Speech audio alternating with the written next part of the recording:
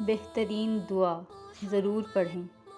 اے اللہ، تو نے حضرت اسماعیل علیہ السلام کو قربانی کے وقت محفوظ رکھا، حضرت عیسیٰ علیہ السلام کو سولی پر محفوظ رکھا، حضرت ابراہیم علیہ السلام کو آگ سے محفوظ رکھا، حضرت موسیٰ علیہ السلام کو فرعون کے حملے سے محفوظ رکھا، حضرت یونس علیہ السلام کو مچھلی کے پیٹ میں محفوظ رکھا، حضرت نوح علیہ السلام کو طوفان سے کشتی میں محفوظ رکھا۔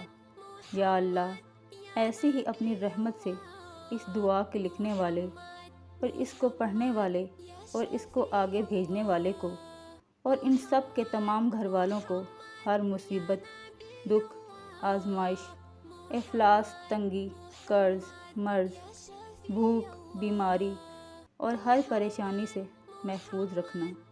آمین ثم آمین۔